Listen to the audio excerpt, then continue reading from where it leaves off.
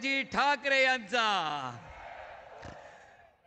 व्यासपीठावर सर्व सन्माननीय नेते, उपनेते, आमदार, खासदार आणि या शिवतीर्थावर भर पावसामध्ये जराही न डगमगणारे तमाम शिवसैनिक, या सर्वांना मी आदेश बांदेकर शिवसेना सचिव मनापासून नमस्कार करतो.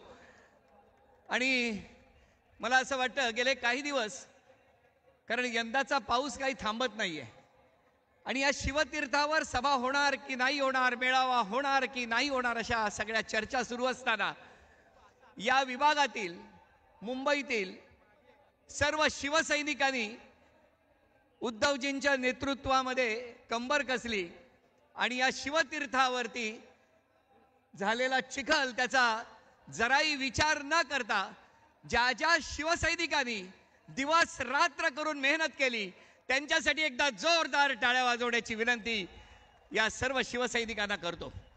आता या आजच्या मेळाव्याला सुरुवात करत असताना बोला भारत माता की, भारत माता की जय भवानी.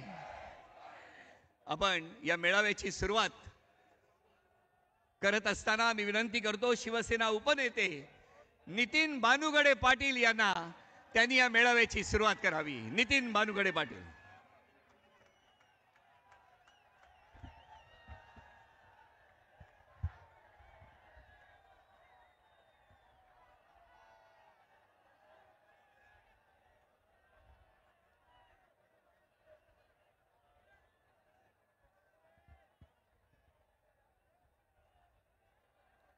मराठी माणसाचा जन्मच मुळात विजांच्या कडकडाटात आणि तोफांच्या गडगडाटात झालाय.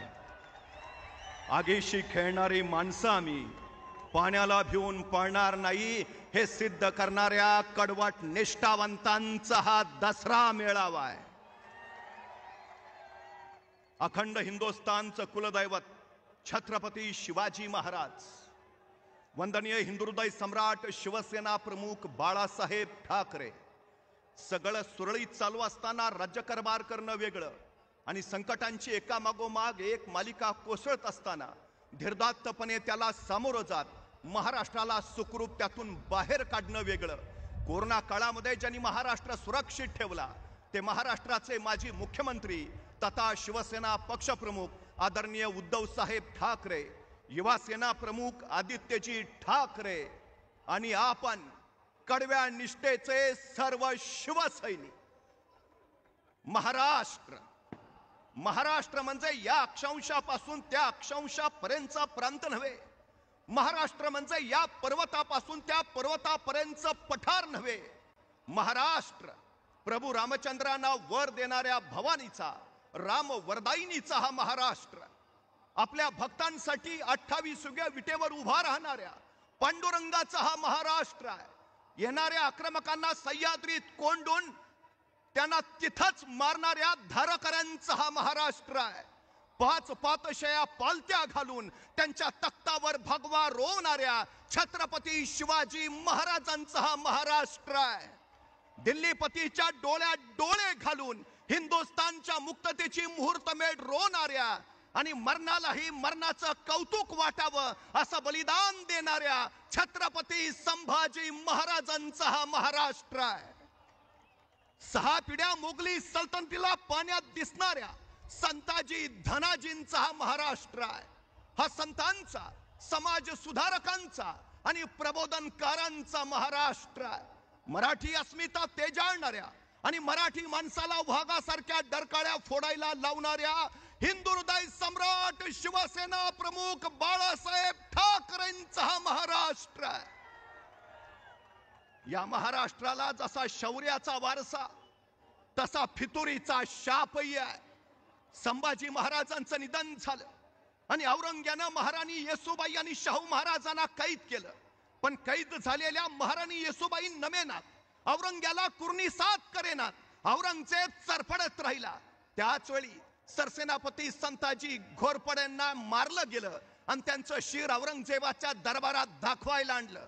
मराठ्यांच्या महाराणीला नमवायची ही चांगली संधी आहे. असं समजून औरंगजेबानं महाराणी येसुबाई राणी सरकार आणि शाहू महाराजांना दरबारात बोलावलं. त्या दरबारात आल्या आणि त्याच वेळी तबकात असणाऱ्या संताजी घोरपडेंच्या मस्तकावरचं वस्त्र बाजूला गेलं. महाराणीने मराठ्यांचे सरसेनापती बघितले, त्या थरारल्या आणि ताडकन उद्गारल्या, शाहूराजे स्वराज्याचे सरसेनापती आलेत, मुजरा करा. आणि शाहू महाराज येसुबाई राणी सरकार यांनी संताजी घोरपडेंच्या शिराला लावून मुजरा केला. औरंगजेबाचा जळफळाट झाला. मी दिल्लीपती हे माझ्या पुढे नमायला तयार नाहीत आणि या शिर तुटल्या सरसेनापतींपुढे. आणि त्याच वेळी महाराणी कडाडल्या, हा महाराष्ट्र आहे, गद्दारांना लाथाडतो आणि निष्ठावंतांना मुजरे करतो. दिल्लीपतीला मुजरे घालणाऱ्या हुजऱ्यांचा हा महाराष्ट्र नाही. जमिनी कसून झाल्यावर रुमन बाजूला टाकून स्वराज्यासाठी झुंजणाऱ्या शेतकऱ्यांचा हा महाराष्ट्र आहे. पण आज महाराष्ट्रातल्या शेतकऱ्यांची अवस्था काय? नापिकी, कर्जबाजारीपणा, अतिवृष्टीनं तो पुरता कोलमडून गेलाय.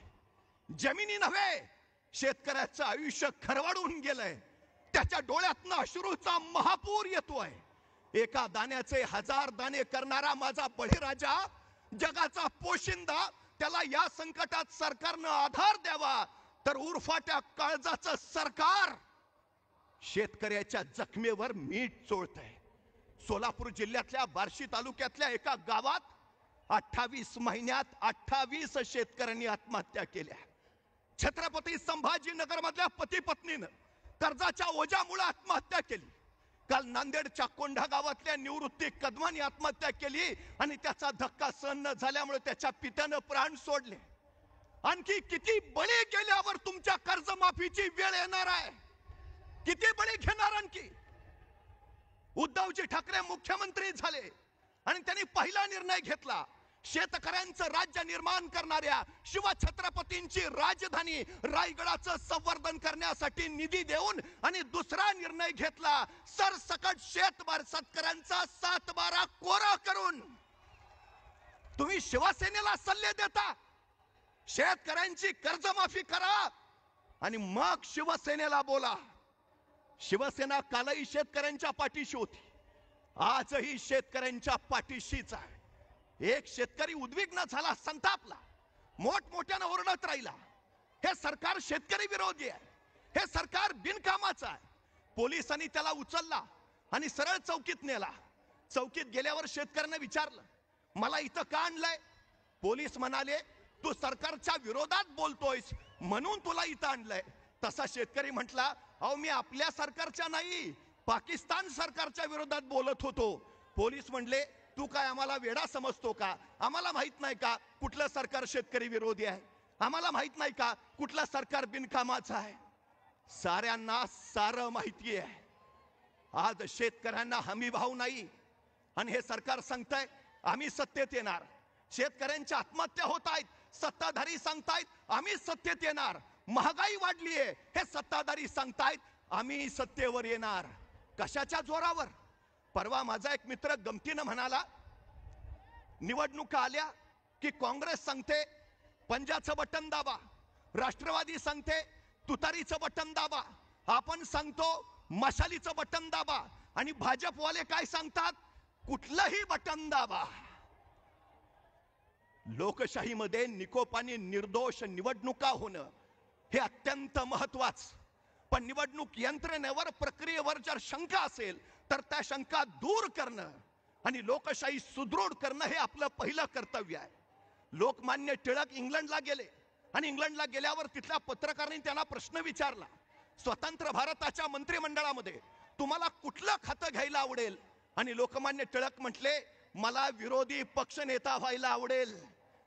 विरोधी पक्षनेते पद हे लोकशाहीचं बलस्थान. पण आज महाराष्ट्राच्या दोन्ही सभागृहामध्ये विरोधी पक्ष नाही, ही लोकशाहीची थट्टा नव्हे का? निरंकुश सत्ता उपभोगणं ही लोकशाही नव्हे, हे आपण लक्षात घेतलं पाहिजे. आज एकूण परिस्थिती नेमकी काय चालली आहे? 106 हुतात्म्यांनी बलिदान देऊन संयुक्त महाराष्ट्र मिळवला. पण आजचा महाराष्ट्र संयुक्त राहिलाय? तो भावनिक दृष्ट्या, सामाजिक दृष्ट्या संयुक्त आहे? जाती जातीत दरी पडायला लागले, समाजात तेढ वाढायला लागली. काय परिस्थिती आहे महाराष्ट्राची आज? याच शिवतीर्थावरनं हिंदू हृदय सम्राट शिवसेना प्रमुख बाळासाहेब ठाकरे कडाडले होते. सगळे भेद गाडा आणि मराठी म्हणून एक व्हा, नाहीतर हे मराठीच्या जागी सक्तीनं हिंदीला आणून बसवतील, मराठी अस्मितेवरच घाला घालतील. आज नेमकं काय चाललंय? अर्ध्या देशाची लोक महाराष्ट्रात रोजी रोटीसाठी येतात. महाराष्ट्राला हिंदी नव्हे, इथं येणाऱ्यांना मराठी शिकायची गरज आहे. महाराष्ट्रात मराठीच चालेल हे आम्ही सातत्यानं सांगतो. ही आमची अस्मिता आहे, हा आमचा स्वाभिमान आहे. आम्ही त्या दिशेनं चाललो आहोत. खरं तर मुंबईचे सगळे उद्योगधंदे यांनी पळवले, मुंबईची कार्यालय गुजरातला नेली, मुंबई खिळखिळी करायचा यांचा डाव चालू आहे. ही कुबेर नगरी त्यांच्या ताब्यात नाही याची त्यांना सल आहे. हे आंतरराष्ट्रीय व्यापारी केंद्र त्यांच्या ताब्यात नाही याची त्यांना खंत आहे. ही आर्थिक राजधानी त्यांना त्यांच्या ताब्यात हवी आहे. पण अडथळा आहे तो शिवसेना, उद्धव बाळासाहेब ठाकरे या पक्षाचा. म्हणून शिवसेनेला संपवण्याचा घाट घातलाय. पण शिवसेना संपत नाही, शिवसेना संपवते हे त्यांनी ध्यानी घ्यावं. शिवसेना मुंबईचा प्राण आहे, मुंबई महाराष्ट्राचा प्राण आहे, महाराष्ट्र राष्ट्राचा प्राण आहे. महाराष्ट्र मेला तर राष्ट्र मेले, मराठ्या विना राष्ट्र गाडानं चाले. आता उभा राहावं लागेल आम्हाला महाराष्ट्र धर्मासाठी, उद्याच्या नव्या पिढीसाठी. आमची पिढी नेमकी कुठल्या दिशेला चालली आहे आज? कधी आम्ही विचार केलाय? आज दुकानातून ड्रग्ज आणि गांजा मिळतो. इथं तरुण नको त्या व्यसनाच्या विळख्यात अडकलेत. इथं गांजा गुटख्याची दुकानं बंद पडली जावीत, तिथं जिल्हा परिषदेच्या शाळा बंद पडल्या जात आहेत. 15,000 जिल्हा परिषदेच्या शाळा बंद पडल्या आणि 18,000 दारूची नवी दुकानं सुरू केली. देशाचा GDP वाढावा तो शेतीमाल आणि दूध विकून, दारू विकून नव्हे. ही कुठली प्रगती आहे? कुठल्या दिशेला आम्ही आमचं राज्य घेऊन निघालोय? कायदा सुव्यवस्था सगळी ढासळली आहे. नोटशाही आणि ठोकशाही उदयाला आली आहे. आज आम्हाला उभा राहावं लागेल, उभा राहावाच लागेल. उद्धवजी ठाकरे मुख्यमंत्री होते, महाराष्ट्रात एकही जातीय दंगल झाली नाही. साऱ्यांना सोबत घेऊन महाराष्ट्राचा विकास हे शिवसेनेचं ध्येय आहे.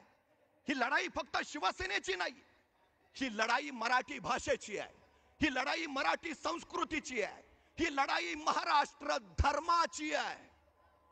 पन्हाळ्याच्या वेड्यात अडकलेले छत्रपती शिवाजी महाराज,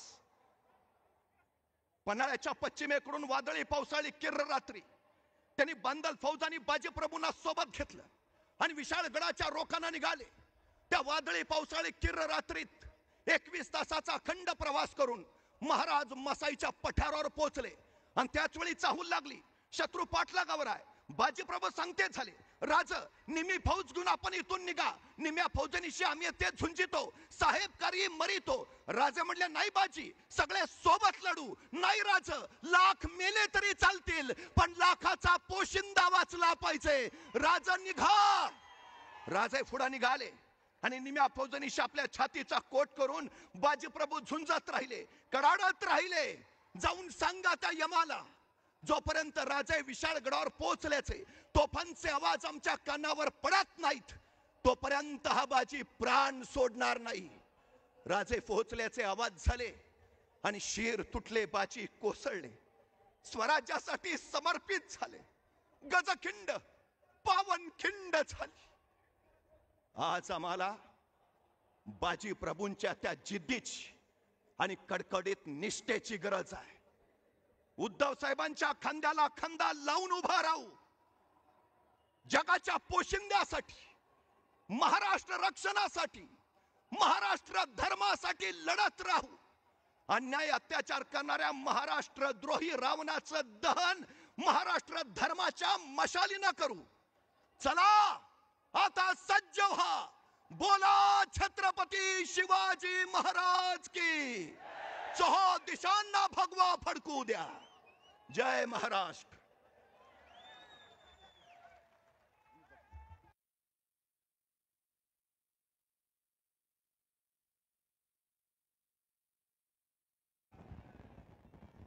धन्यवाद नितीनजी.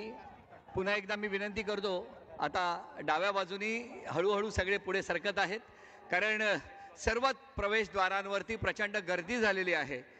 पाऊस येत आहे, पाऊस जात आहे, पण शिवसैनिक आणि त्यांचा ओघ हा शिवतीर्थाच्या दिशेने मात्र सुरूच आहे. यानंतर मी विनंती करतो शिवसेना नेते अंबादासजी दानवे यांना त्यांनी या मेळाव्याला संबोधित करावं.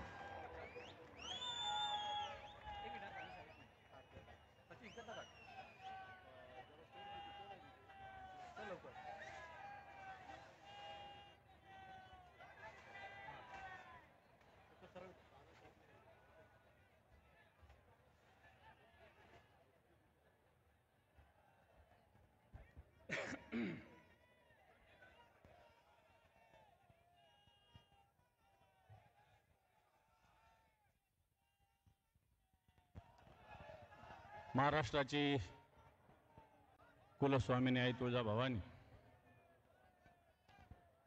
सह्याद्रीचा जाणता राजा छत्रपती शिवराय, हिंदू हृदय सम्राट शिवसेना प्रमुख श्रीमान बाळासाहेब ठाकरे यांना मानवंदना. उपस्थित व्यासपीठावरील सर्व शिवसेना नेते, सर्व शिवसेना पदाधिकारी, लोकप्रतिनिधी आणि मैदानावर उपस्थित माता भगिनी आणि बांधवांनो,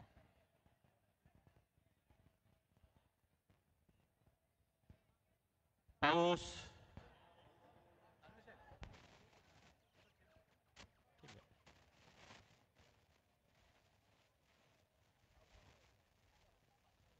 पावसामुळे माईक थोडा बदलला जातोय, त्यामुळे 1 मिनिट थांबा.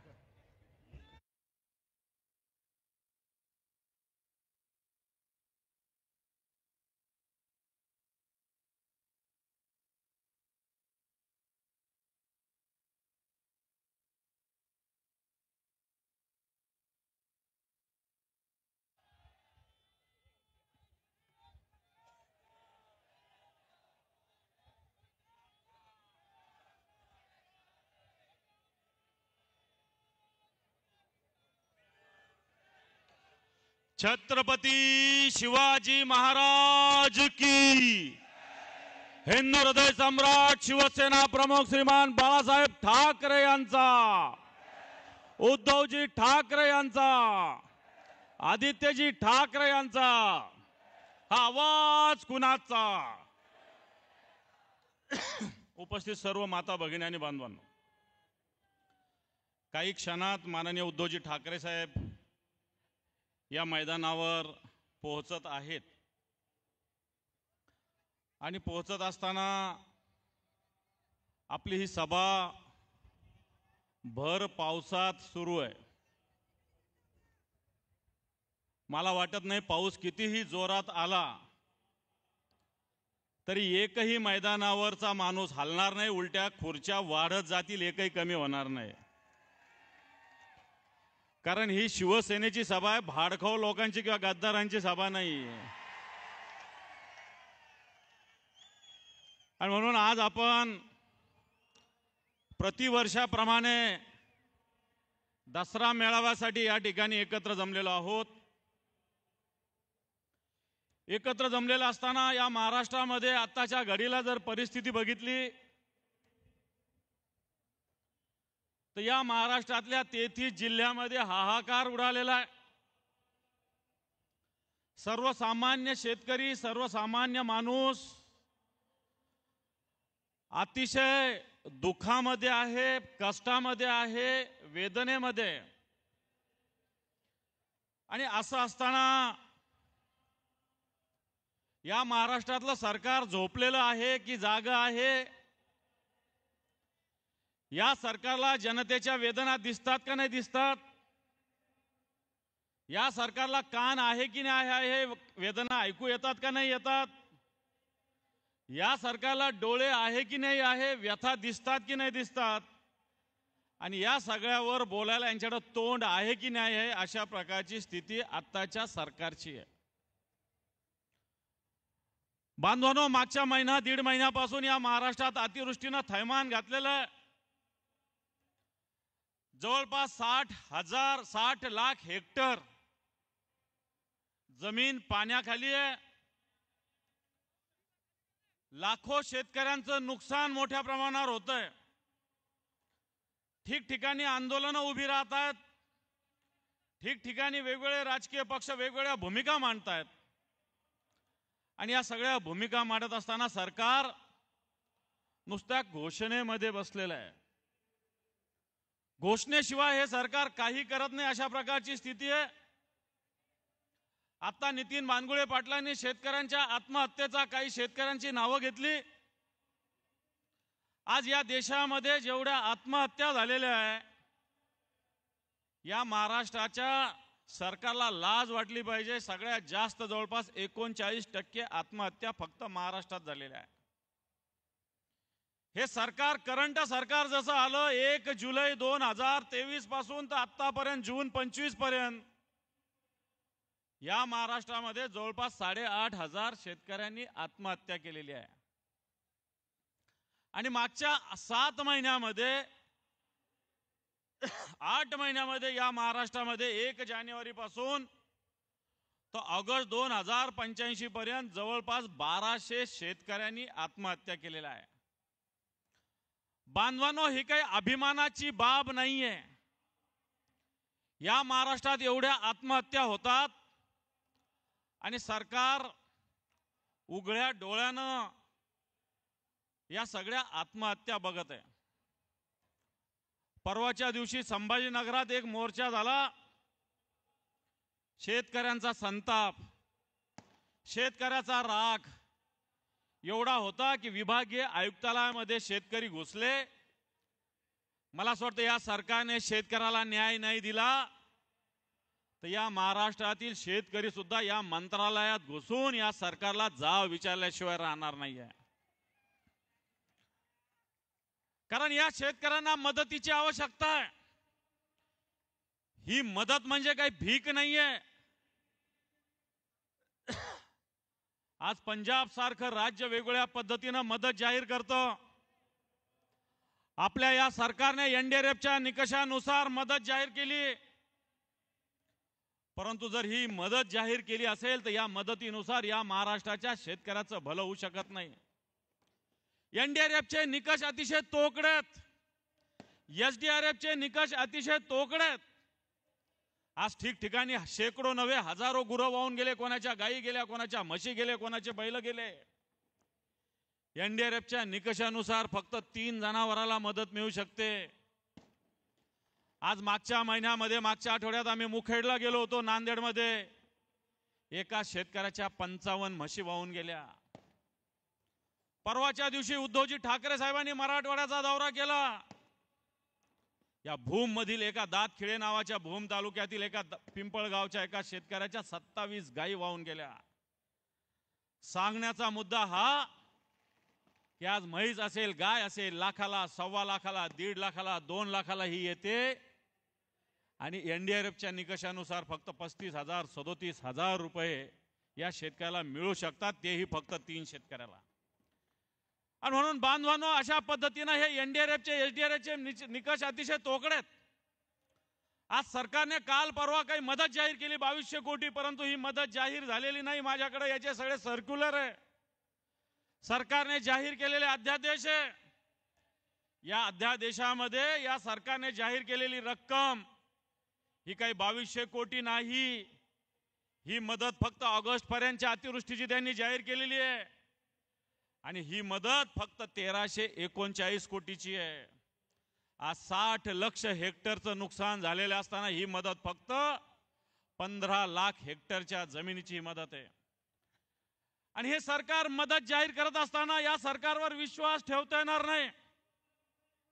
कारण मागच्या काळात जे हे सरकार आल्यापासून वेगवेगळ्या पद्धतीनं घटना घडल्या, कुठं अतिवृष्टी घडली, कुठं गारपीट घडली, कुठं वेगवेगळ्या नैसर्गिक घटना घडल्या, परंतु अजून मार्च 2023 पासून तर आजपर्यंत जवळपास 13,500 कोटी रुपये सरकारचे देणं बाकी आहे. सरकारने शेतकऱ्याला देणं बाकी 13,500 कोटी रुपये. आज बँका सरकार या शेतकऱ्याला कर्ज देत नाही. छोट्या छोट्या पतसंस्था ग्रामीण भागामध्ये सर्वसामान्य महिला असेल, शेतकऱ्याला 25% व्याज आकारून कर्ज घेतंय. 8-10 दिवसापूर्वी तर अमित शहा आले होते, त्यांनी मोठ्या फुशारक्या मारल्या. या देशामध्ये बँका ज्या टॉप बँका आहेत त्याच्यात भारत पुढे येणार आहे जगामध्ये. परंतु आज सर्वसामान्य माणसाला ग्रामीण भागात बँक नाही, सावकाराकडे जावं लागतात. छोट्या छोट्या स्मॉल फायनान्स कंपन्याकडे जावं लागतं. या फायनान्स कंपन्या 20-20, 25-25 टक्क्यांनी कर्ज देतात. आणि म्हणून बांधवांनो, हे सरकार आताच्या घडीला जे मदत जाहीर करतं ही अतिशय तोकडी आहे. बांधवांनो, या सरकारने आणखी आपल्या टाळूवरचं लोणी खाण्याचा निर्णय काल परवा घेतलेला आहे. ऊस उत्पादक शेतकऱ्याचं जे कारखान्याकडे पेमेंट आहे, या प्रत्येक टनातून 15 रुपये सरकारने मदतीचे घेण्याची घोषणा केलेली आहे. प्रति टन 15 रुपये म्हणजे कर्जमाफी सोडा, आपल्या शेतकऱ्याच्या पैशावर डल्ला मारण्याचं काम हे आताचं सरकार करतंय. मागच्या वर्षी 854 लाख मेट्रिक टन ऊसाचं उत्पादन झालं होतं. 854 लाख मेट्रिक टन. या वर्षी सुद्धा 950 लाख मेट्रिक टन ऊसाचं उत्पादन होण्याची शक्यता आहे. आणि या प्रत्येक टनामागे 15 रुपये सरकारने काल परवा घोषणा केलेली आहे. प्रत्येक शेतकऱ्याकडून 15 रुपये पर टन घेणारे तुम्ही हिशोब करा. 9.5 लाख टन रक्कम जर ऊस निघाला असेल तर याच्यातून कशा पद्धतीनं हे सरकार रक्कम कट करणार आहे. बांधवांनो, पंजाबमध्ये सुद्धा अशाच प्रकारची स्थिती निर्माण झालेली आहे. या पंजाबमध्ये आपचं सरकार आहे, मान नावाचे मुख्यमंत्री आहे. या पंजाबमध्ये हेक्टरी 50,000 रुपये देण्याची या सरकारने घोषणा केलेली आहे. एकरी 20,000 रुपये, हेक्टरी 50,000 रुपये या सरकारने देण्याची घोषणा केलेली आहे. गाळ काढायला 7,200 रुपये देण्याची घोषणा केलेली आहे.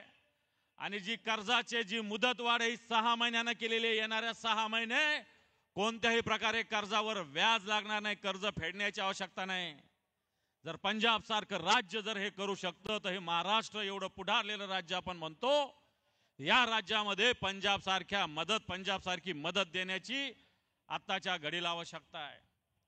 आज या महाराष्ट्रावर 9 लाख कोटीचं कर्ज आहे.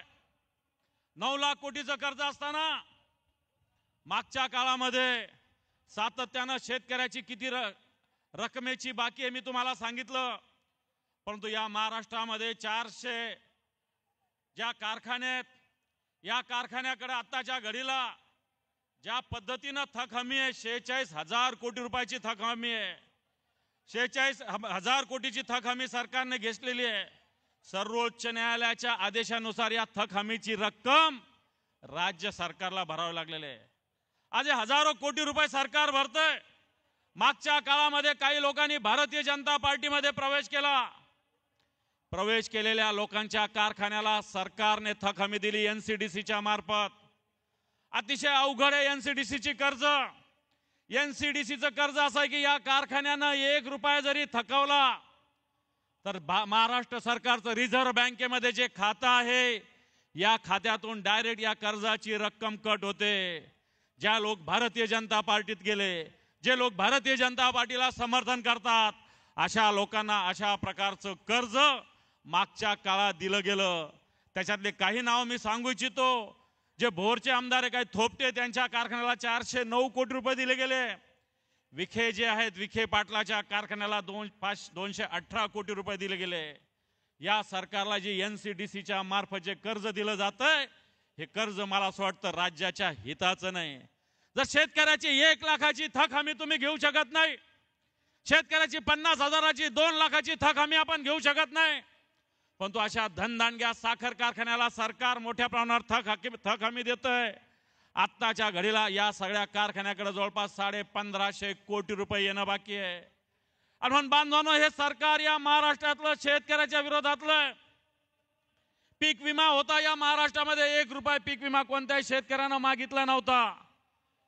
2 वर्ष दिला, आता पीक विमा 1 रुपयात बंद केला.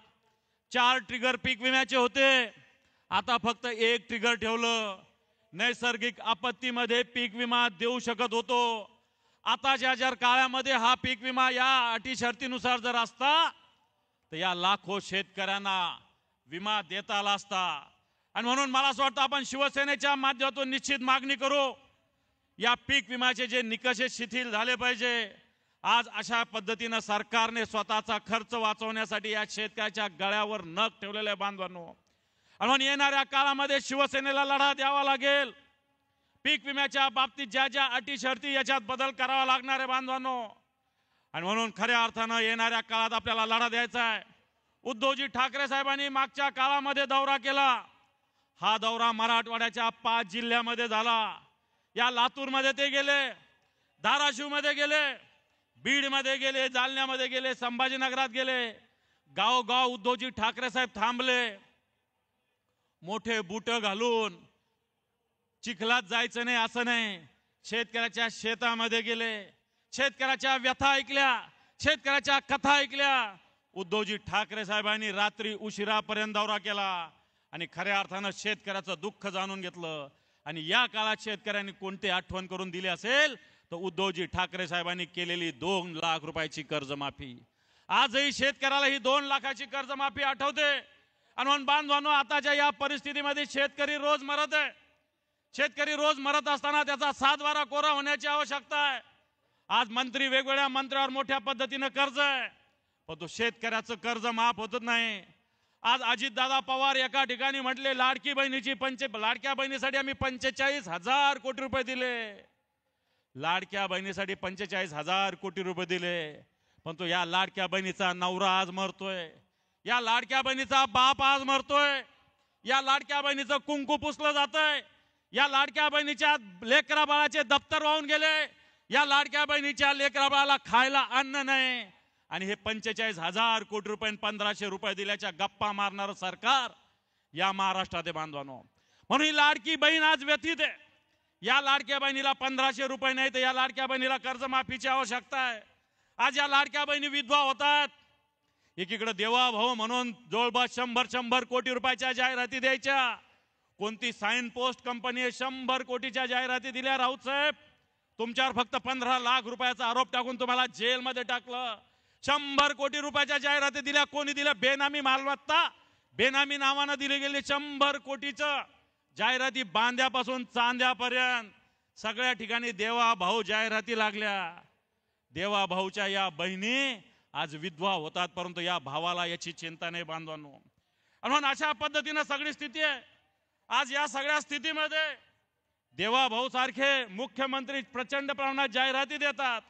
एक मंत्री या राज्यामध्ये छोट्याच्या नातवाला घेण्यासाठी 80-80 लाख रुपयाची कार घेतात. देवा भाऊ 100 कोटीच्या जाहिराती देतात आणि देवा भाऊ नंतर सांगतात की ओला दुष्काळ ही संकल्पनाच नाही.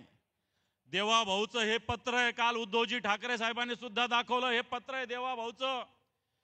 हे पत्र आहे 16 ऑक्टोबर 2020 उद्धवजी ठाकरे साहेब मुख्यमंत्री असताना लिहिलेलं.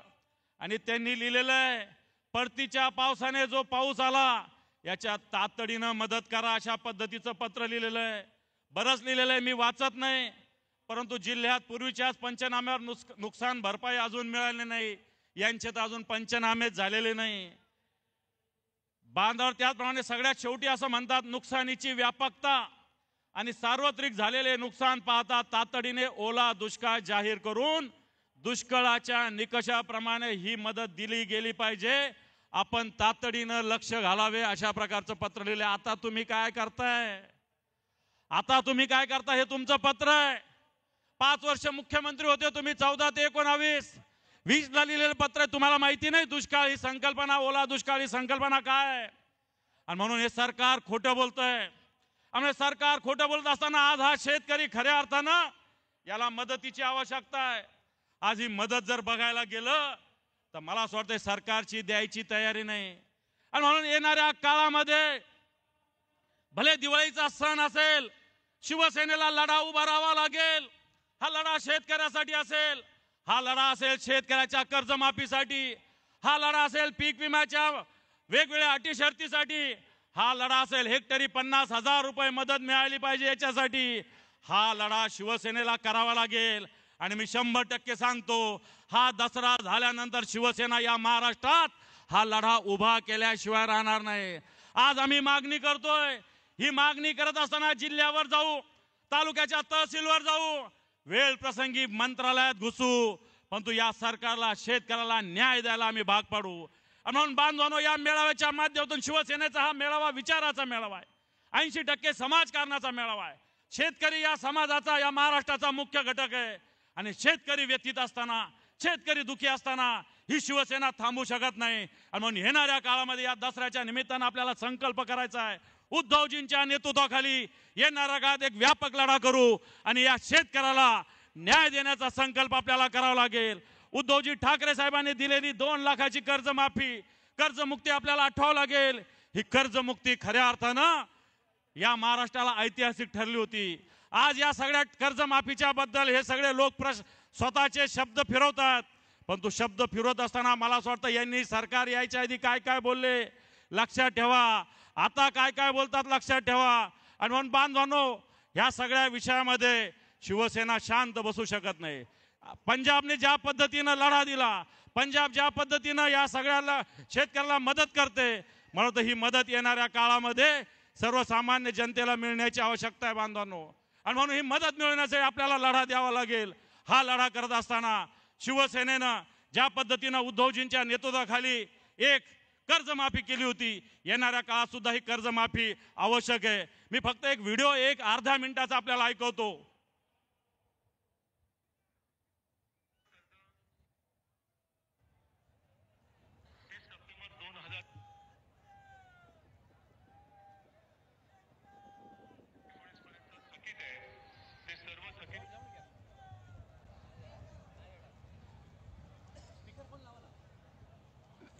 पाणी गेलेलं मोबाईल मध्ये.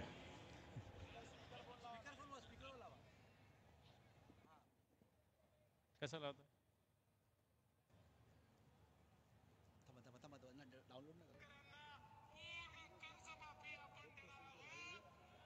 शेतकऱ्यांचा 7-12 करूया कोरा कोरा कोरा कोरा 7-12 शेतकऱ्यांचा करण्याचा निर्णय आपल्या सरकारने घेतलेला आहे. 30 तारखेच्या आत आपापले पैसे भरा पीक कर्जाचे.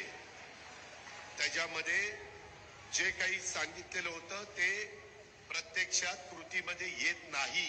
अजित दादांनी जी भूमिका मांडली आहे ती सरकारची आहे.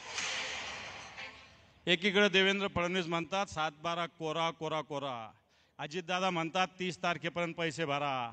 असं हे लबाड सरकार आहे. मला वाटतं या लबाड सरकारच्या विरोधात येणार का आपण संकल्प करू. आज विजयादशमी आहे. या विजयादशमीच्या दिवशी आई भवानीनं, जगदंबेनं महिषासुराचं मर्दन केलेलं आहे.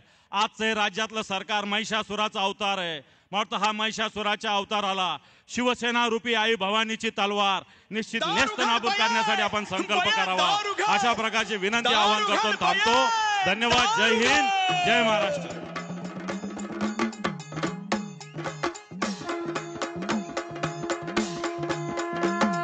सत्वरी भूवरी ग अंबे, सत्वरी भूवरी, सत्वरी भूवरी ग अंबे, सत्वरी भूवरी. पक्षप्रमुख आदिमाय तू ये, आदिशक्ती तू ये. शिवसेना पक्षप्रमुख आदरणीय उद्धव साहेब ठाकरे यांचं आगमन झालेलं आहे. असुरांचा संहार करा. उद्धव साहेब आगे बढ़ो. सत्वरी भूवरी ग अंबे, सत्वरी भूवरी. मी विनंती करतो उद्धव साहेबांना की त्यांनी छत्रपती शिवाजी महाराजांच्या पुतळ्यास पुष्पहार अर्पण करावा. प्रतिपालक क्षत्रिय कुलावतौ सिंहासनाधीश्वर महाराजाधिराज शिवछत्रपती शिवाजी महाराज की जय. माननीय सुभाष देसाई साहेबांना विनंती आहे हर हर हर भारत मातेच्या प्रतिमेस पुष्पहार अर्पण करावा. सुभाषजी देसाई यांना विनंती आहे भारत मातेच्या प्रतिमेस पुष्पहार अर्पण करावा. भारत माता की. यानंतर माननीय शिवसेना नेते दिवाकर रावते यांना विनंती करतो कैलासवासी प्रबोधनकार ठाकरे यांच्या प्रतिमेस पुष्पहार अर्पण करावा.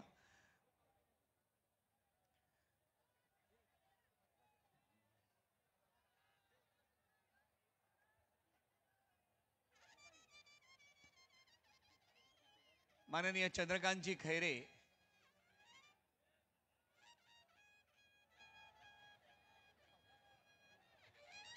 अखंड हिंदुस्थानचे कैवारी प्रबोधनकार सुपुत्र देव देश धर्म मराठी मनाचे मानबिंदू हिंदू अस्मितेचे शिरोमणी हिंदुस्थान हिंदू हिंदुस्थानचे एकमेव हिंदू हृदय सम्राट हिंदू धर्म रक्षक सरसेनापती मान्यता मान्य शिवसेना प्रमुख श्रीमान बाळासाहेब ठाकरे यांचा. नेहमीच्या परंपरेप्रमाणे शस्त्राचं पूजनही आदरणीय उद्धव साहेब ठाकरे यांनी केलेलं आहे. शस्त्रपूजन झालेलं आहे. या मेळाव्यात रश्मी वहिनी आणि तेजस्वी ठाकरे हे सुद्धा आता उपस्थित आहेत. शिवसेना नेते आदित्यजी ठाकरे यांचं आता मंचावरती आगमन झालेलं आहे. सर्वांना विनंती आहे या प्रवेशद्वारावर जी आपण गर्दी केलेली आहे महासाहेबांच्या पुतळ्याच्या शेजारी प्रवेशद्वारावर आपण प्रचंड गर्दी केलेली असल्यामुळे बरेचसे शिवसैनिक बाहेर आहेत. अगदी सेनाभवन पर्यंत हे शिवसैनिक थांबलेले आहेत. मी विनंती करतो शिवसेना नेते संजयजी राऊत यांना की त्यांनी या मेळाव्यात संबोधित करावे.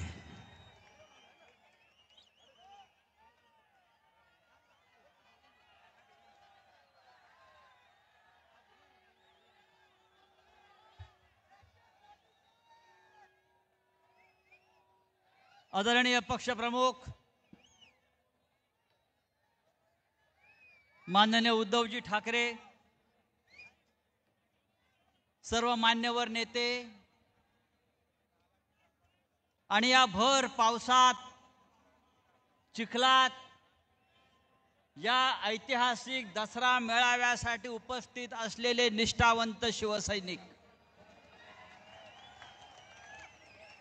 हिंदू हृदय सम्राट शिवसेना प्रमुख बाळासाहेब ठाकरे यांचं आपल्याकडे आज लक्ष आहे.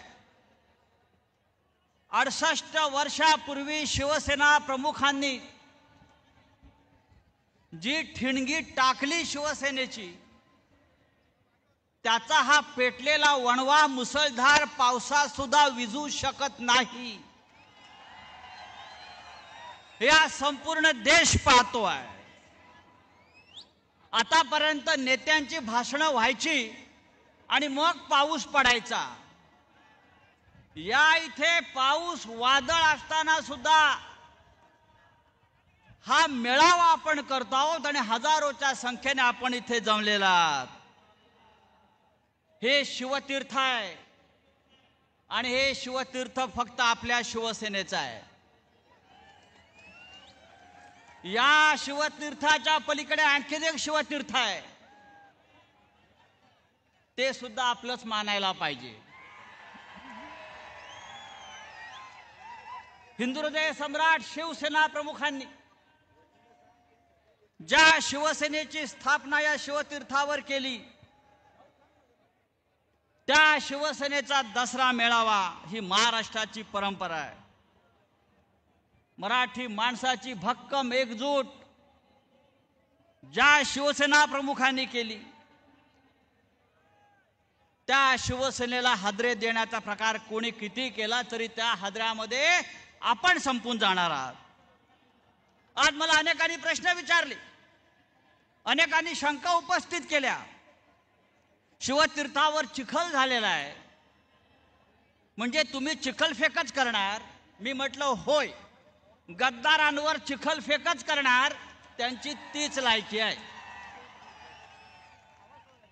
संपूर्ण महाराष्ट्रामध्ये ओला दुष्काळ आहे. मराठवाडा संपूर्ण पाण्यात आणि चिखलात आहे. 8-8 दिवस शेतकरी चिखलात आहे.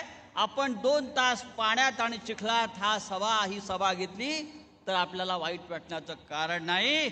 महाराष्ट्रात ओला दुष्काळ असेल तर हा आमचा ओला दसरा मेळावा आहे. मित्रांनो, रावणाचा आज अंत करायचा आहे. नेहमी रावणाचं दहन होतं. आता या पावसामध्ये रावणाचं दहन कसं करायचं? रावणाला जाळायचं की रावणाला बुडवायचा, हा विचार करावा लागेल.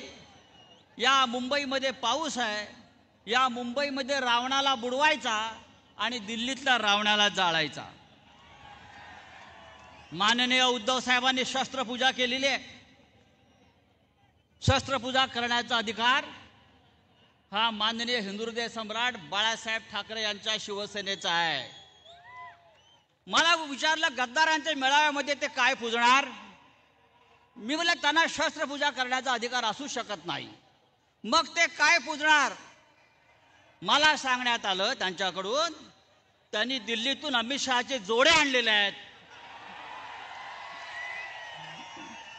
त्यांनी दिल्लीतून अमित शहाच्या चपला आणलेल्या आहेत, जोडे आणलेले आहेत. ते त्यांच्या व्यासपीठावर आहेत आणि त्यांचं पूजन ते करणार आहेत. आम्ही शस्त्रपूजा केली, आम्ही विचारांची पूजा करतो. हे अमित शहाच्या पादुकांची पूजा करतायत. जो तो आपल्या लायकीनुसार वागतो आणि जगतो.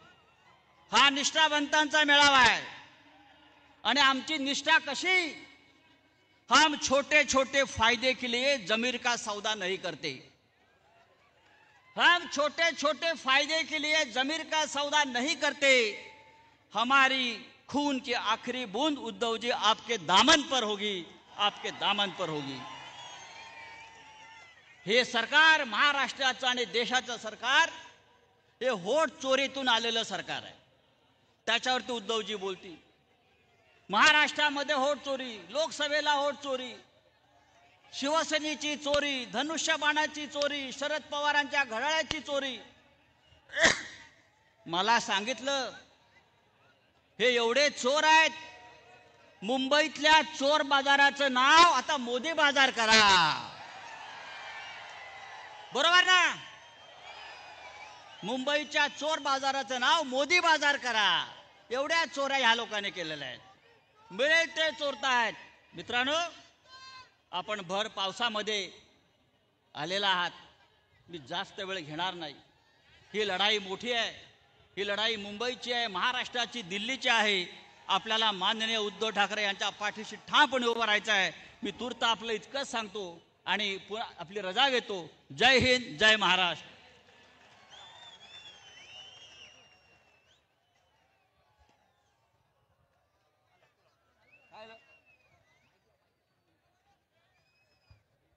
धन्यवाद राऊत साहेब. शिवसैनिक सगळे पावसात आणि आपण बघितलं तर आपलं नेतृत्व आदरणीय उद्धव साहेब सुद्धा भर पावसात आपल्या सोबत. मी विनंती करतो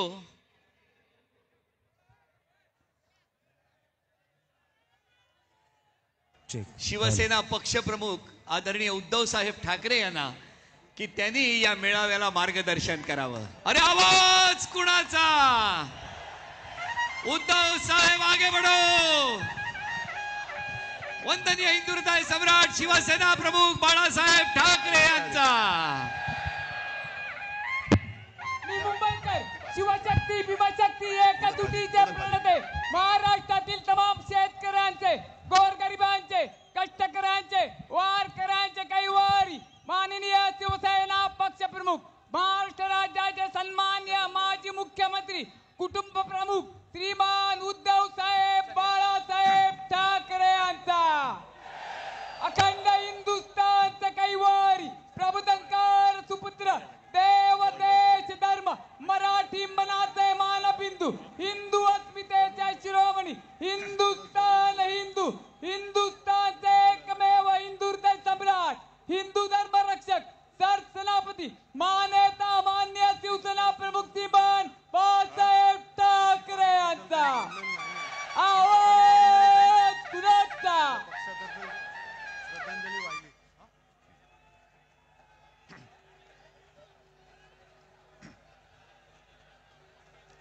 जमलेल्या माझ्या तमाम हिंदू बांधवांनो, भगिनींनो आणि मातांनो,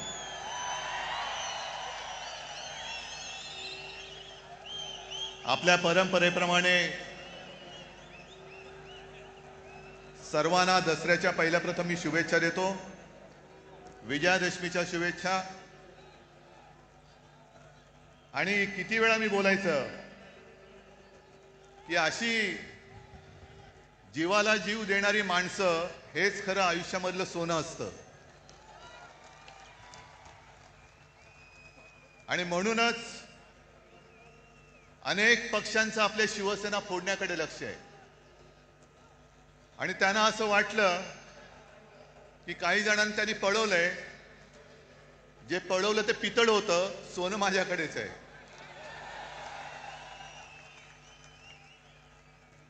आता घरून येताना मी आजूबाजूला पाहत होतो, वाघाचं कातडं पांघरलेल्या लांडग्याची गोष्ट आपल्याला माहिती आहे, पण बाळासाहेबांची भगवी शाल पांघरणाऱ्या गाढवाचं चित्र मी आज पहिल्यांदा पाहिलं. गाढवावरती किती शाली टाका, गाढव ते गाढवच. आणि जसं आता संजय राऊत यांनी उल्लेख केला, अमित शहांचा जोड्याचा भार वाहणारे गाढव. जाऊ द्या, त्यांना जोडे लाख लाभोत. जनता पण मारणारे एक दिवस, तो दिवस पण काही लांब नाहीये. आज मुद्दामून ही सभा हा मेळावा अनेक जण सांगत होते की कसा घेणार. म्हटलं जसा नेहमी घेतो तसाच घेणार. आणि आजपर्यंत जेवढा जसा मोठा मेळावा झाला त्याहीपेक्षा मोठा मेळावा आज होणार. मला माहिती आहे सगळीकडे चिखल झालेला आहे. याचं कारण कमळाबाई. आता तुम्ही म्हणाल पावसाचा आणि कमळाबाईचा काय संबंध. पण कमळाबाईच्या कारभाराने कमळाबाईंनी स्वतःची कमळं फुलवून घेतलेत, पण जनतेच्या आयुष्याचा चिखल करून टाकलेला आहे. आणि अंबादास, तुम्ही शेतकऱ्यांचा विषय पूर्ण मांडलात. जी हालत शेतकऱ्यांची झाले त्याची थोडीशी चुणूक आपल्याला येईल या पावसात भिजताना आणि चिखलात बसल्यावरती. घरादाराचं संपूर्णपणे चिखल झालेलं आहे त्यांच्या. शेतकऱ्याची शेतजमीन तर वाहून गेलीच, पण घरादारामध्ये सुद्धा चिखल घुसलेला आहे. राहायचं कुठे. शेतकरी जो आपल्याला अन्नधान्य देतो, 2 घास देतो, तो शेतकरी आज विचारतोय की आम्ही खायचं काय. ही अशी परिस्थिती यापूर्वी कधी आलेली नव्हती. हे एवढं मोठं संकट. आजपर्यंत मराठवाडा हा अवर्षणग्रस्त होता, आता तिकडे अतिवृष्टी झालेली आहे. अतिवृष्टी म्हणजे आपत्तीग्रस्त. आणि मी तुम्हाला सगळ्यांना आवाहन करतोय, सर्व शिवसैनिकांना आवाहन करतोय, हे संकट फार मोठं आहे. जसं लिंबाळा गावला भूकंप झाला होता आणि शिवसेनेने एक गाव आपण दत्तक घेतलं होतं. राऊत साहेब तुम्ही होतात, खैरे साहेब होते. आपण अर्थात आपल्याकडे सरकार नाहीये, पण जी काही करता येईल ती फुलाची पाकळी ही मराठवाड्याच्या शेतकऱ्यासाठी आणि उद्ध्वस्त झालेल्या नागरिकांसाठी देऊ. अगदी मोठी बाग जरी नाही तरी काही जणांच्या आयुष्यात एखादं फुल जरी आपण फुलवू शकलो तरी मी म्हणेन आपल्या आयुष्याचं सार्थक झालं. हे करायला पाहिजे. कारण आजचे जे मुख्यमंत्री आहेत, मी काल मुद्दामून प्रेस कॉन्फरन्स घेतली. माणसं कशी बदलतात बघा. आपलं राज्य होतं तेव्हा हेच बोंबलत फिरत होते, ओला दुष्काळ जाहीर करा. आणि आता ते मुख्यमंत्री झाल्यानंतर बोलतायत की ओला दुष्काळी संज्ञाच नाहीये. नसेल, पण जनता संकटात आहे. खड्ड्यात घाला तुमच्या संज्ञा, पण त्यांना पहिले मदत द्या. मी कालही बोललोय, आधीही बोललोय, आजही परत बोलतोय की सगळे निकष बाजूला ठेवा आणि ज्यांचं नुकसान झाले त्या शेतकऱ्यांना हेक्टरी 50,000 रुपये मदत ही केलीच पाहिजे. ज्याप्रमाणे आपलं सरकार होतं तेव्हा मी कोणी न मागता, कोणताही निकष न लावता शेतकऱ्यांची कर्जमुक्ती केली होती. काय निकष होते तेव्हा, पण माझं कर्तव्य म्हणून मी ते केलं होतं. आणि निवडणुकीच्या तोंडावरती नाही तर एकमेव माझं अधिवेशन जे झालं होतं मुख्यमंत्री म्हणून नागपूरला, त्या पहिल्या नागपूरच्या अधिवेशनात मी कर्जमुक्ती जाहीर केली आणि कालबद्ध स्वरूपात ती पूर्ण करून दाखवली होती. तशी तुम्ही कर्जमुक्ती करा. अजून यांची 2017 साली जाहीर केलेली कर्जमुक्ती अजून होते, अजून शेतकरी प्रतीक्षेत आहेत, लाभ कधी मिळणार ते पण गेलं पाण्यात सोडून. पण 2017ची कर्जमुक्ती अजून होत नाहीये. आणि आपण कर्जमुक्त केलं होतं शेतकऱ्याला. दरम्यान करोनाचं संकट आलं आणि एक गोष्ट थोडीशी राहिली होती, ज्याची सुरुवात केली होती की जो नियमित कर्ज परतफेड करतो त्याला 50,000 रुपये प्रोत्साहनपर राशी म्हणून आपण त्याला द्यायला सुरुवात केली होती. आपण सुरुवात केली आणि या गद्दारांनी त्यांच्या राशी पळवल्या आणि निघून गेले सुरत गुवाहाटीला, म्हणून ते अर्धवट राहिलं. पण आज आपला हा दसरा मेळावा होतोय, आणखीन 2-4 दसरा मेळावे झालेत. बाकीच्यांबद्दल मला काही बोलायचं नाहीये, पण विशेषतः संघाचा जो दसरा मेळावा झाला त्या संघाच्या दसरा मेळाव्याबद्दल मी जरूर बोलणार आहे. कारण 100 वर्ष ही काही थोडी थोडीची वर्ष नाहीये. आज काय योगायोग आहे कल्पना नाही मला, पण संघाची 100 वर्ष पूर्ण होत आहेत आणि नेमकी गांधी जयंती आहे. हा काय योगायोग म्हणायचं की काय मला कळत नाही. पण जशी संघाला 100 वर्ष होत आहेत तसेच आज एक ज्येष्ठ स्वातंत्र्य सेनानी म्हणा, समाजसेवक म्हणा, जी पारेख यांचं दुर्दैवी निधन झाले. त्यांना सुद्धा मी आपल्या सर्वांच्या वतीने एक आदरांजली आणि श्रद्धांजली वाहतो. कारण अशी लढणारी माणसं आता कमी होत चाललेली आहे. जो लढेल तो तुरुंगात जाईल, ही अशा पद्धतीने यांची सरकारची आता नीती आणि वाटचाल सुरू झालेली आहे. जसं तुम्ही सगळ्यांनी बघितलं असाल की या कालच्या अधिवेशनात जनसुरक्षा कायदा आणला गेला. सर्वांनी विरोध केला, आपण केलाच पाहिजे, तो लागू होऊ देता कामा नयेच. मुख्यमंत्र्यांनी आणि त्यांच्या चेला चपाट्यांनी त्याची मखलाशी केली की हा कायदा असं काही एकट्यासाठी नाही, सगळ्या संघटना जर कोणी अति डावे, कडवे डावे, आम्ही कडवे डावे वगैरे ओळखत नाही, आम्ही देशद्रोही आणि देशप्रेमी दोनच जणांना ओळखतो. पण तुम्ही नुसतं आम्हाला तोंड देखल्या काहीतरी कारण सांगणार असाल तर उदाहरणासकट सांगतो की कसा गैरवापर होतोय. सोनम वांगचुक एक चांगला देशभक्त, सोनम वांगचुक या माणसाने अतिशय दुर्गम भागात लेह लडाख, जिकडे कडाक्याची थंडी, नुसती कडाक्याची नाही, हाडं मोडतील अशी थंडी असते, त्या थंडीमध्ये आपले जवान नीटनेटके राहावे, त्यांना काहीतरी उबदार एक आडोसा मिळावा म्हणून सोलार टेक्नॉलॉजीवरती त्यांना छावण्या बांधून दिल्या. ती टेक्नॉलॉजी त्यांनी दिली.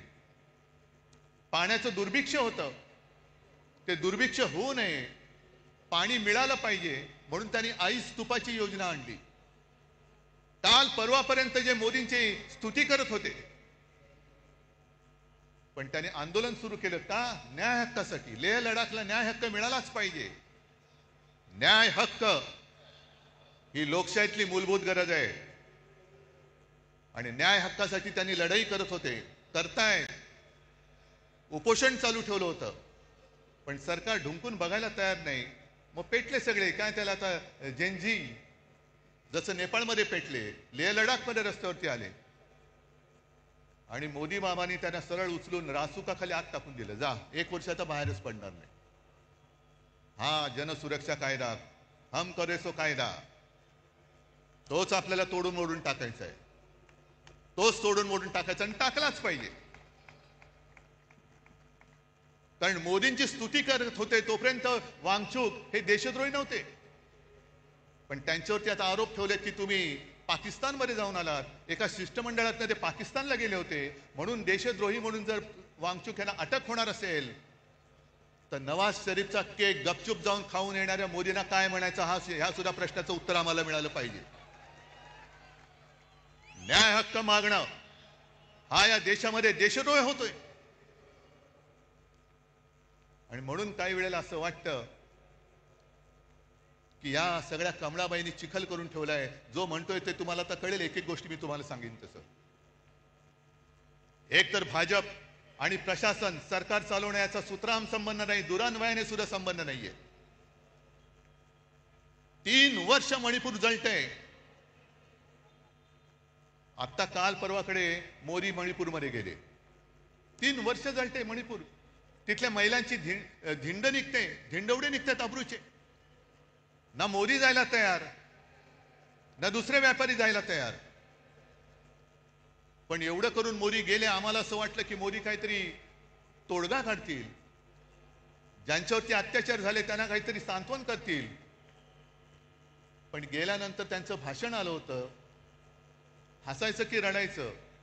मणिपूरमध्ये गेल्यानंतर मोदीजीने भाषण केलं, मणिपूर के नाम में ही मणी है. ते तिकडे जाऊन कशाला बघायला पाहिजे, आम्हाला इथेही कळतं. म्हणून मराठी सक्तीची पाहिजे. मणिपूरमध्ये जाऊन तुम्हाला मणिपूरमधला मणी दिसला, पण मणिपूरच्या जनतेच्या डोळ्यातलं पाणी नाही दिसलं. तिथली जनता रडते, तिथली जनता आक्रोश करते. पण आमचे पंतप्रधान तिकडे जाऊन मणिपूर के नाम में ही मणी आहे. कशाला जाता मग तिकडे? ही जी यांची सगळी जी वृत्ती आहे, मला असं वाटतं काही वेळेला विचार केल्यानंतर की भाजप म्हणजे आता अमिबा झालेला आहे. अमिबा म्हणजे तो एक पेशीय प्राणी असतो, काय जीव असतो, तो सगळ्यांना शाळेमध्ये होता. अमिबा वाटेल तसा वेडा वाकडा कसाही पसरतो, जिकडे लागेल तिकडे युती करतो. झालं काम की इकडचा हात काढला तिकडे हात करतो, तिकडचा. पण एक पेशी मीच शरीरात गेलं तर पोट बिघडतं. तसे समाजात घुसले तर शांती नाहीशी होते. म्हणून मी त्यांना अमिबा म्हणतोय, म्हणून अभिमा म्हणतोय. आणि आमचे जे मुख्यमंत्री आहेत, हे मुख्यमंत्री आम्हाला शिकवत आहेत. म्हणून मी बातमी घेऊन आलोय. इंडिया टुडेने सर्वे केलाय, तुमच्यापर्यंत आलाय. इंडिया टुडेने एक सर्वे केला की most popular CM across India. आता गेल्या 2-3 महिन्यातला सर्वे आहे, म्हणून मी त्याचं कागदच घेऊन आलेलो आहे. आपल्या वेळेला पहिल्या 5 मध्ये महाराष्ट्राचा मुख्यमंत्री येत होता. माझं कर्तृत्व नव्हतं, हे तुमचं सहाय्य होतं. महाराष्ट्राच्या जनतेचं कौतुक होतं, ते माझं नव्हतं. पण आज जो हा सर्वे झालेला आहे, आलेला आहे, त्याच्यामध्ये सगळ्यात पॉप्युलर उत्तर प्रदेशचे मुख्यमंत्री योगी, नंबर 1, 2 ममता, 3 चंद्रबाबू, 4 नितीश कुमार, त्याच्यानंतर स्टॅलिन, नंतर काय ते पिनारवी विजयन, मग रेवंत रेड्डी, मोहन यादव, हेमंता विश्वकर्मा शर्मा आणि 10व्या ह्याच्यावरती आमचे मुख्यमंत्री देवेंद्र फडणवीस. नशीब 10वे नाही तर फडणवीस म्हणून 20वे आले असते. अहो येणार कसे? सगळी बजवतपुरी करून ठेवलेली आहे. काय केलं काय तुम्ही आजपर्यंत? आज सुद्धा बातमी आली की कुठल्या एका अधिकाऱ्याच्या ऑफिसमध्ये धाड टाकली, अधिकाऱ्याला पकडला रंगेहात. वसई विरारच्या महापालिकेच्या आयुक्ताला पकडलं होतं. अधिकारी पकडले जात आहेत, पण मंत्री राजरोस बॅगा उघड्या टाकून खोलीमध्ये बिनधास्त बसलेले आहेत. त्यांना यांना हात लावायची हिंमत होत नाहीये. मंत्र्यांच्या नावाने दारूचे परवाने दिले जात आहेत. आईच्या नावाने, पत्नीच्या नावाने डान्स बार काढले जात आहेत. पुरावे सादर केले, विधिमंडळात सादर केले, तरी सुद्धा देवेंद्र फडणवीस त्या मंत्र्यांना समज देऊन सोडून देत आहेत. हे बरं नाही, पुढच्या वेळेला पुरावा दिसता कामा नये. हे तुमचं राज्य, हा तुमचा कारभार. आणि म्हणून मला RSS मोहन भागवत यांना विचारायचे काही प्रश्न. हे मी प्रश्न लिहून आणलेले, पण आता याचे कागद ओले झालेत आहेत तरी. कारण आता निवडणुका येत आहेत. मुंबई महापालिकेची निवडणूक आहे. निवडणूक तुम्ही लावाच, जनता वाटच बघते. आज येताना सुद्धा मुंबईच्या रस्त्याची झालेली चाळण हे सगळेजण बघतायत, अख्खी मुंबई भोगते. जरा कुठे पाऊस झाल्यानंतर तुंबणारी मुंबई, तुम्ही ते मेट्रो आणि मोनो चालू ठेवण्याच्या ऐवजी मुंबईमध्ये आता बोट सेवा सुरू करा. मेट्रोचं स्टेशन तुंबतंय, मोनोरेल लटकते, खड्डे पडतायत, ट्रॅफिक वाढतोय. आणि हे आपले महापालिकेत भाजपचा महापौर झालाच पाहिजे म्हणून बोंबलून हे पुन्हा दिल्लीला जातात अमित शहा. आणि मग जशा निवडणुका जवळ येत आहेत तसतसे आता भाजपवाले यांना दुसरा उद्योग नाही, हे पुन्हा हिंदू मुस्लिम करायला लागलेले आहेत. असतील इकडे सुद्धा मुसलमान आले असतील, येऊ द्यात. कारण शिवसेना प्रमुखांनी सांगितलेलं आहे या देशामध्ये धर्म कोणताही असू शकतो, आम्ही हिंदू आहोत. कोणी मुसलमान आहेत, कोणी ख्रिश्चन आहेत. धर्म कोणाचा कोणताही असला तरी राष्ट्र धर्म हा एकच असला पाहिजे, तो म्हणजे आपला हिंदुस्थान. धर्म आपल्या घरामध्ये ठेवा, पण घराच्या बाहेर जेव्हा आम्ही पडतो तेव्हा आमचा देश हाच माझा धर्म, ही शिवसेना प्रमुखांची शिकवण आहे. आणि तुमचं काय हिंदुत्व? म्हणून मला मोहन भागवतांना विचारायचंय, आणि जे भाजपवाले आमच्या अंगावरती येत आहेत की ह्यानी मुंबई जिंकले तर खान महापौर होईल. अरे तुम्ही मुंबई जिंकू शकत नाही तर त्या अदानीच्या चरणावरती मुंबई तुम्ही समर्पयामी करून देऊन टाकाल. जानवं घालाल, शेंडी ठेवाल आणि अदानी नाम समर्पयामी. ही काय व्यापारी म्हणून तुम्ही इकडे मुंबईकडे बघताय, आम्ही आमचा जीव म्हणून मुंबईकडे बघतो आहोत. आणि आम्हाला जर का हिंदुत्व शिकवण्याचा प्रयत्न करत असाल तर पहिला आम्ही भाजपला परत सांगतो, तुमच्या फडक्यावरचा हिरवा रंग काढून टाका आणि मग आमच्याशी हिंदुत्वाच्या गप्पा करा. पहिलं ते तुमचं फडकं आहे, फडकच आहे, तो भगवा असूच शकत नाही. कारण भगवा हा शिवसेनेच्या हातामध्ये आहे, शिवसैनिकाच्या हातामध्ये. तुमच्या फडक्यावरचा हिरवा काढा आणि मग आमच्या अंगावरती या. आणि मग 100 वर्ष झाल्यानंतर मोहन भागवतांना मी सांगतोय की भागवत साहेब, हे तुमचे चेले चपाटे आहोत. 100 वर्ष झाल्यानंतर तुम्हाला समाधान आहे का की ज्या कामासाठी 100 वर्ष संघाने मेहनत केली आणि त्या मेहनतीला आज लागलेली ही विषारी फळं, ही फळं बघितल्यानंतर तुमचं समाधान होतंय का? तुम्हाला आनंद मिळतोय का की यासाठी केला होता अट्टहास, ही विचारी सगळी फळं त्या झाडाला लागलेत? आणि मला असं वाटतं की कदाचित भागवत साहेबांना सांगता येत नसेल, पण RSSचा हेतू ब्रह्मदेवाचा बाप होण्याचा असेल. पण ब्रह्मदेव नाही झाला, ब्रह्म राक्षस झालेला आहे. आणि मुद्दामून तुम्हाला सांगतो, मी ब्रह्म राक्षस हा शब्द जाणीवपूर्वक वापरतो आहे. सगळ्यांनी घरी जाताना गुगलवरती ब्रह्म राक्षस या शब्दाचा अर्थ बघा. आमच्या अंगावरती हिंदुत्व म्हणून येताना मोहन भागवतांनी जे सांगितले, गेले काही वर्षातली त्यांची वाक्य आहेत. मुस्लिमों को लेकर RSS चीफ मोहन भागवत की बैठक में लिया गया बड़ा निर्णय, अब घर घर पहुंचेगी टीम. RSS प्रमुख मोहन भागवत ने दिल्ली में मुस्लिम धर्मगुरुओं के साथ बैठक की, जिसका उद्देश्य हिंदू और मुसलमानों के बीच की दूरी को कम करना है. पिछले 3 वर्षों से भागवत इस दिशा में सक्रिय है, मदरसों का दौरा कर रहे हैं और मुस्लिम नेताओं से मिल रहे हैं.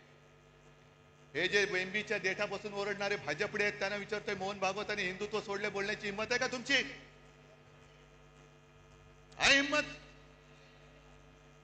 आणि हे एवढ्यापुरतं थांबलेलं नाहीये. या बातम्या ज्या आहेत, 2022 ची बातमी एक आहे की मोहन भागवत यांनी मशिदीला भेट दिल्यानंतर त्यांचे मुसलमानांचे जे सर्वोच्च नेते आहेत उमर अहमद इलियासी यांनी त्यांचा राष्ट्रपिता म्हणून उल्लेख केला. हिंदुस्थान मधल्या मुसलमानांच्या सर्वोच्च नेत्याने मोहन भागवतांचा राष्ट्रपिता म्हणून उल्लेख केला. जा भाजपड्यांना विचारा त्यांना जाऊन की हिंदुस्थानचे राष्ट्रपिता म्हणालेत का पाकिस्तानचे राष्ट्रपिता त्यांना म्हणालेत? आमच्या अंगावरती येतं. अरे तुम्हाला लाज लज्जा शरम काय आहे की नाही? एक तर काहीतरी ठरवा. आम्ही जे बोललो ते एवढ्यासाठी बोललो, ना आकार ना उकार ना ध्येय ना धोरण, कसाही वावरतोय, कसाही वाढतोय, कसाही पसरतोय.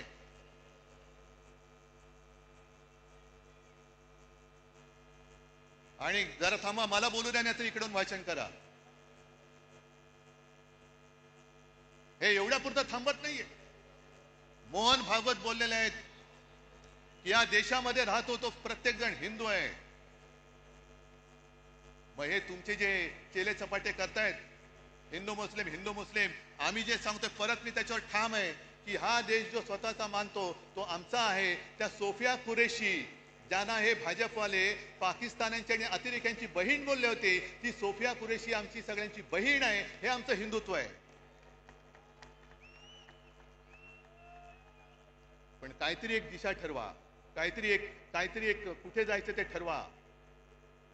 कारण एका बाजूला तुम्ही सोफिया कुरेशीला पाकिस्तानांची बहीण म्हणताय, अतिरेक्यांची बहीण म्हणताय, दुसऱ्या बाजूला बिल्किश बानोवरती अत्याचार करणाऱ्यांची तुम्ही स्वागत करून मिरवणूक काढताय. आणि त्याच वेळेला मोदी सांगतायत की मुस्लिम महिलांकडनं रक्षाबंधन करून घ्या. एका बाजूला बटेंगे तो कटेंगे म्हणायचं आणि दुसऱ्या बाजूला मोदी सांगतात की लहानपणी त्यांच्या आजूबाजूला मुस्लिम लोकांची सगळी वस्ती होती, त्यांच्या घरी ईदच्या वेळेला जेवण सुद्धा मुस्लिम घरातून यायचं. काय नेमकं तुम्ही देशप्रेमी तरी आहात का? नक्की तुम्ही हिंदू तरी आहात का? जा स्वतःच तपासून घ्या. हिंदू म्हणून काय असतं ते आहे की नाही नीट बघून या. आणि देशप्रेम तुम्ही आम्हाला शिकवताय. काल परवाकडे झालेली जी क्रिकेट मॅच एशिया कप, तो जिंकल्यानंतर जो माणूस क्रिकेटची तुलना युद्धाबरोबर करतो तो माणूस बेशरम आहे. क्रिकेट आणि पाकिस्तान बरोबर कशाला थोतांड केली तुम्ही? ऑपरेशन सिंदूर तुम्हीच आम्हाला सांगितलं ना की पेहलगाम मध्ये धर्म बघून, धर्म विचारून गोळ्या घातल्या. हिंदू आहे घाल गोळी, हिंदू आहे घाल गोळी. एक तर तुमचं सरकार तिकडे 10 वर्ष बसले, तुमच्या देशामध्ये हिंदू सुरक्षित नाहीये. या देशामध्ये हिंदू धर्म विचारून गोळ्या घालणाऱ्या अतिरेक्यांच्या देशाबरोबर तुम्ही क्रिकेट खेळता.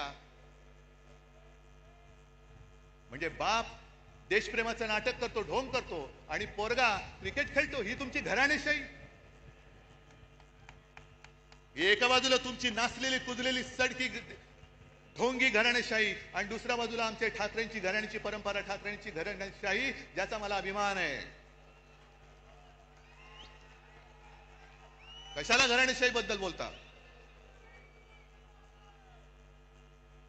आणि म्हणूनच तुम्ही किती जरी प्रयत्न केले तरी ही तुफान गर्दी, पाऊस पडतोय. आम्ही खुर्च्या बुडाखाली घेऊन बसणारी माणसं नाहीयेत. इकडे तर बघा, खुर्ची असली काय नसली काय, खुर्ची आम्ही घेतो डोक्यावरती.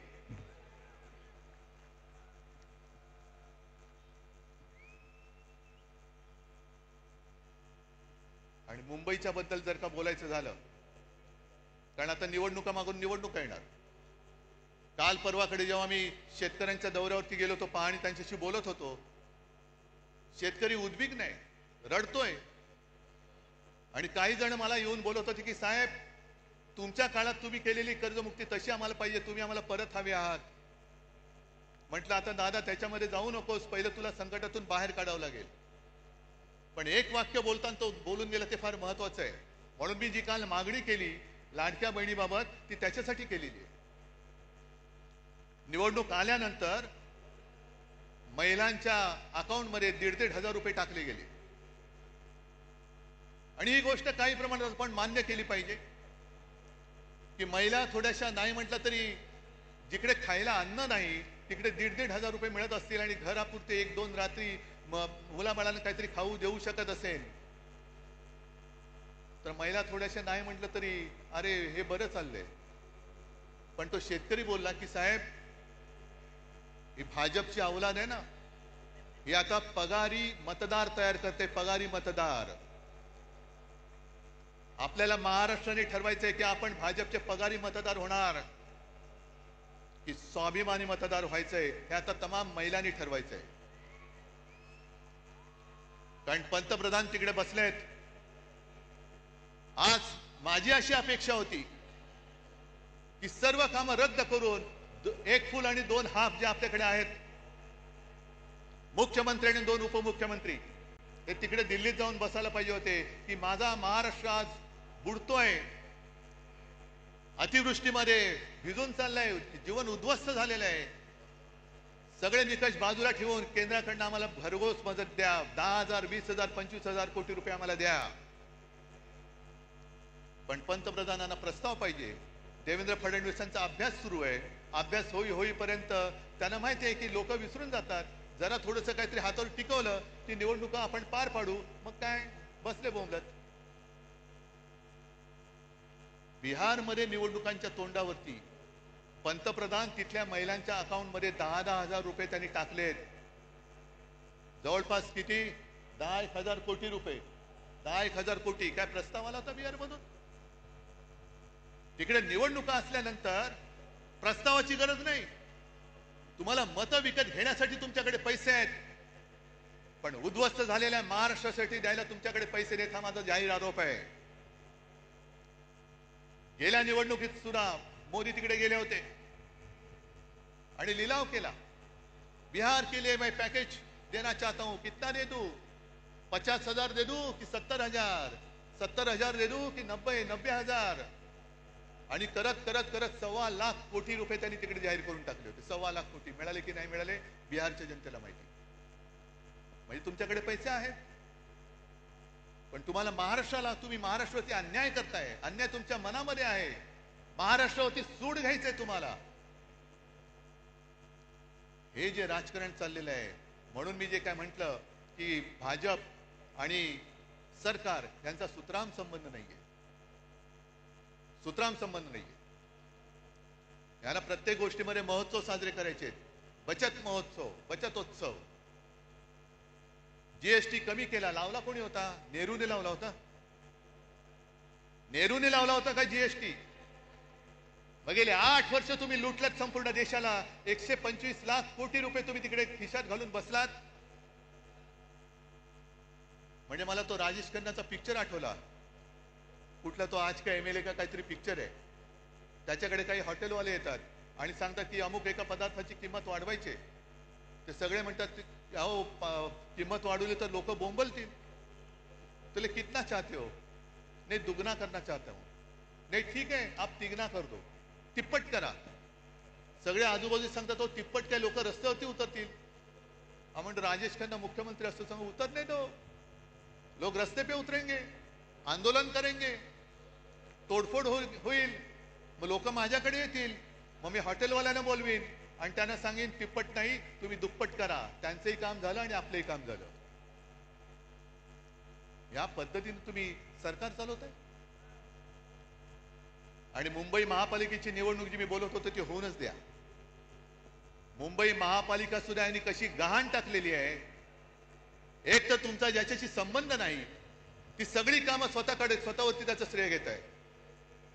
बीडीडी चाळ आम्ही केली. कुठे केली?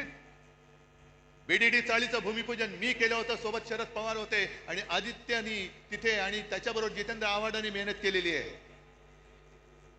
मुंबईचा कोस्टल रोड आम्ही केला. अरे लोक माहिती आहे ना लोकांना स्वप्न कोणाचं आणि पूर्ण कोणी केलं. आणि आज सुरतानी एक गोष्ट केली जी गोष्ट आदित्य इतके वर्ष बोलत होता की मुंबई हे न झोपणारं शहर आहे. दिवसा जे ऑफिसमध्ये जातात त्यांना दिवसा जेवणाची आणि खाण्याची, पिण्याची म्हणजे पाणी पिण्याची नाही सोय असते, तर रात्री काम करणाऱ्यांनी ती का असू नये. तेव्हा भाजपवाल्यांनी जो काय नंगा नाच केला होता, संस्कृती, नाईट लाईफ. अहो नाईट लाईफ म्हणजे तुम्ही मकावला जाऊन नाईट लाईफ वाले, तसं नाईट लाईफ नाही. कळलं ना? हा, हे मकावला जाऊन यांचं नाईट लाईफ फुलणार आणि आम्हाला इकडे शिकवणार साधन सुचिता. आज जे आपण बोलत होतो तेच त्यांनी केले. रात्री सुद्धा आम्ही पब आणि बारची मागणी करतच नव्हतो. उलटा आमचं म्हणणं आहे बार रद्दच करा. जे तुमचे मंत्री चालवत आहेत त्यांना पहिल्या मंत्रिमंडळातून काढा, ही आमची मागणी आहे. पण सगळं श्रेय आपल्याकडे घ्यायचं आणि दुसरं तुमच्याकडे द्यायची. मुंबई महापालिका सुद्धा आज जवळपास 2.25 लाख कोटीच्या तुटीमध्ये आणि खड्ड्यामध्ये टाकलेली आहे. सहन करायचं आपण, बघत बसायचं आपण. आणि निवडणूक घेऊ शकतील असं मला वाटत नाही, कारण लोकप्रतिनिधी ज्या दिवशी सभागृहात जातील त्या दिवशी यांनी 3 वर्षात खाल्लेली सगळी मुंबईची तिजोरी ही जनतेसमोर येईल. आम्ही आणणार व्हाईट पेपर पहिला काढणार, त्याच्यावरती व्हाईट पेपर काढणार आहे. बोलण्यासारख्या बऱ्याच गोष्टी आहेत, मला हरकत नाहीये, पण तुम्ही तरी किती वेळ भिजणार?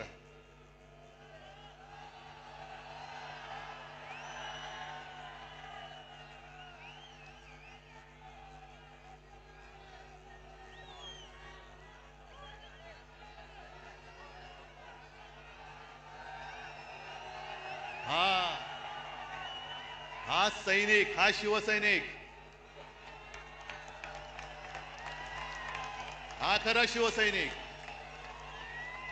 नाही राहू द्या, तुम्ही कितीही जल्लोषात असला तरी मला थोडं भान ठेवून बोलायला पाहिजे. मग काही जणांची अपेक्षा आहे की उद्धव ठाकरे पुढचा कार्यक्रम काय देणार. आणि आता कोण बोललं रे, उद्धव ठाकरे आणि राज ठाकरे एकत्र येणार का? अरे मग 5 जुलैला काय केलं होतं आम्ही? आणि तेव्हा मी बोललेलो आहे, आम्ही एकत्र आलोय ते एकत्र राहण्यासाठी. जिथे माझ्या मातृभाषेचा घात होत असेल तिथे मी मराठी माणसामध्ये फूट पडू देणार नाही. आणि मराठीवरती हिंदीची सक्ती मी आज जाहीरपणाने परत सांगतोय, आमचा हिंदीला विरोध नाही, पण आमच्यावरती सक्ती करायची नाही हे सुद्धा तेवढंच महत्वाचं आहे. जी भाषावर प्रांतरचना झाली त्या प्रांतरचनेप्रमाणे प्रत्येक भाषेला एक प्रांत मिळाला. मग गुजराती लोकांना गुजरात मिळालं, बंगाली लोकांना बंगाल मिळालं, कानडी लोकांना कर्नाटक मिळाला, तमिळ सगळंच मिळालं, राजस्थान असेल, मध्य प्रदेश असेल, झारखंड असेल.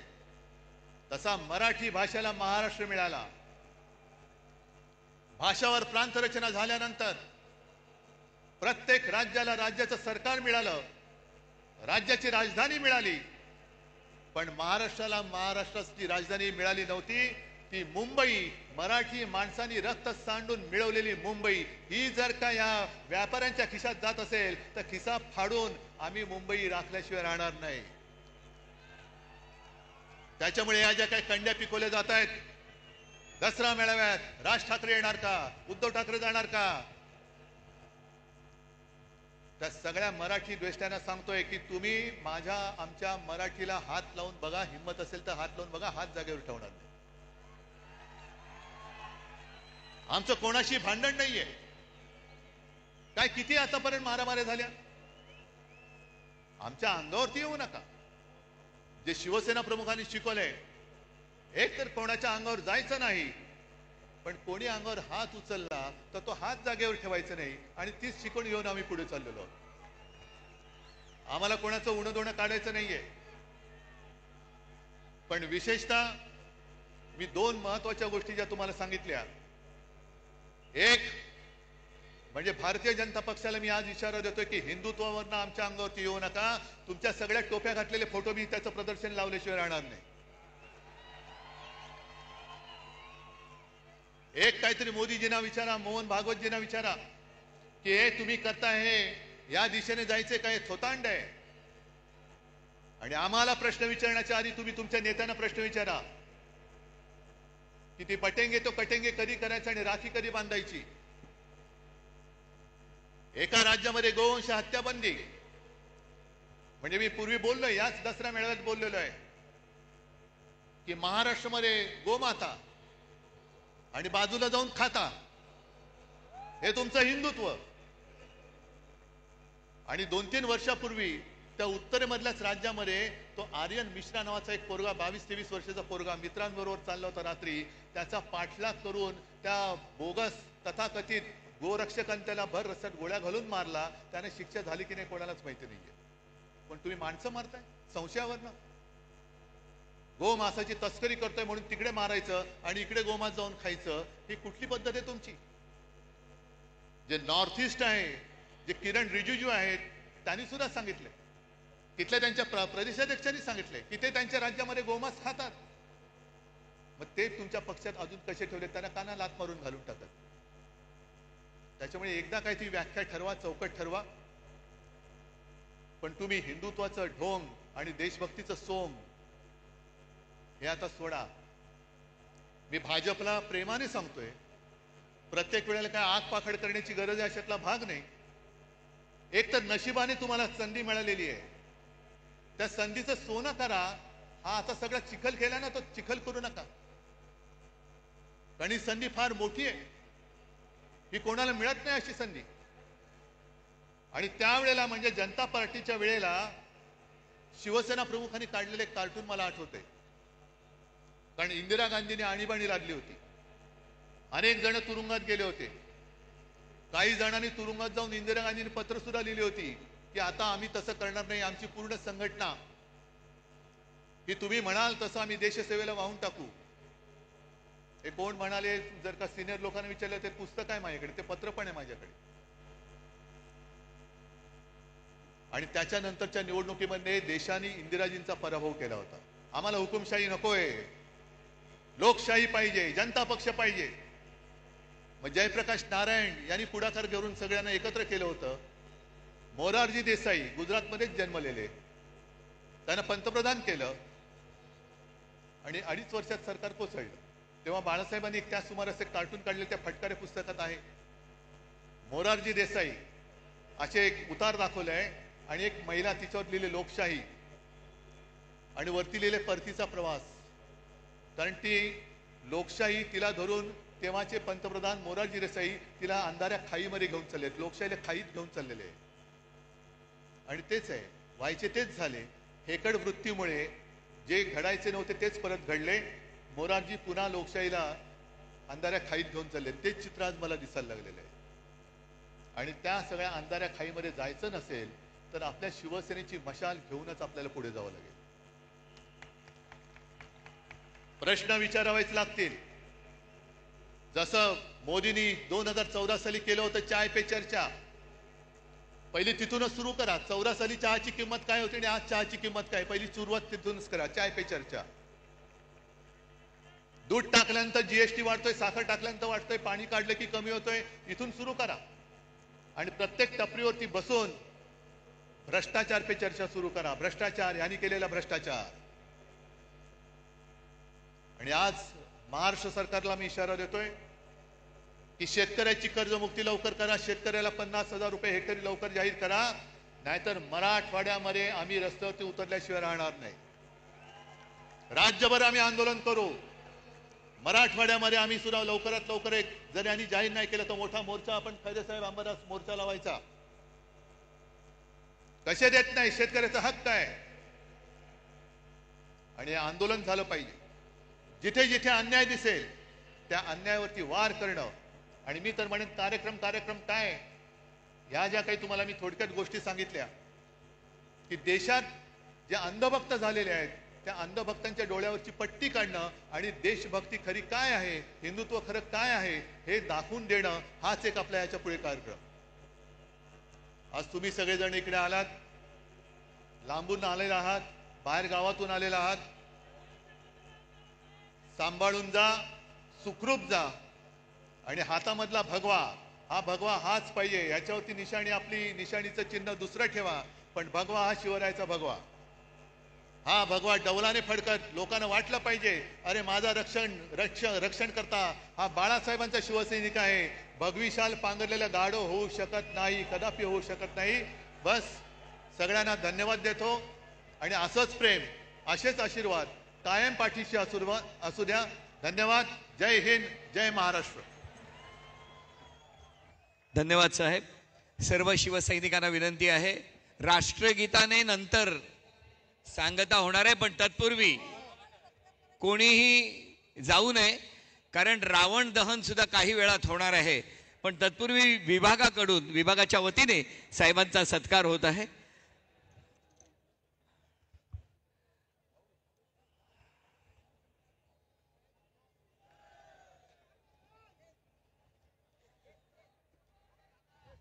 साहेबांचा सत्कार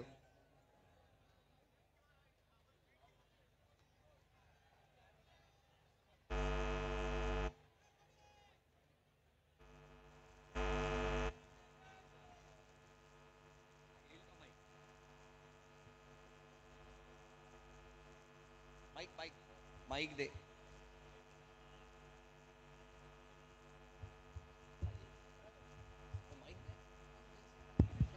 चेक चेक.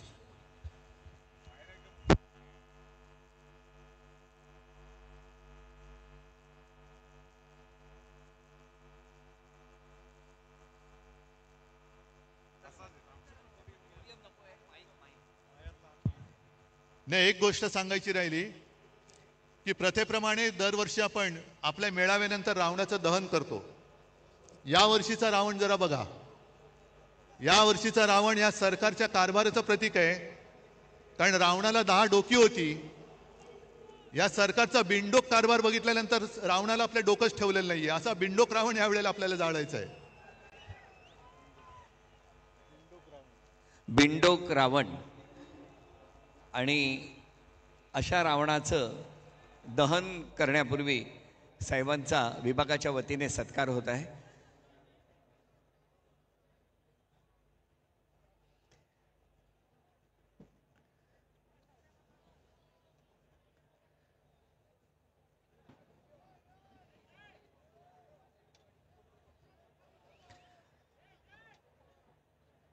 सत्कारानंतर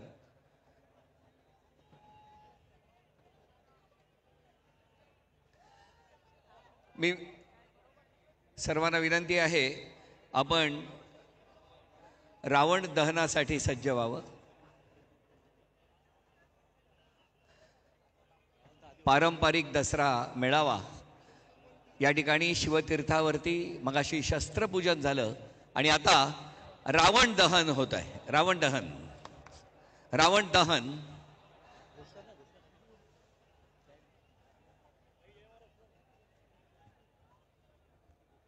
बिन डोक्याचा रावण आणि त्याचं दहन होत आहे.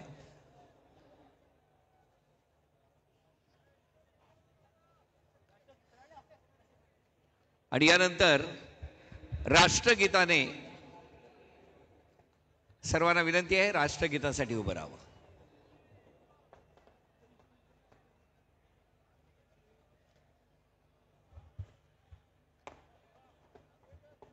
राष्ट्रगीत. जनगण मन अधिनायक जय हे भारत भाग्य विधाता.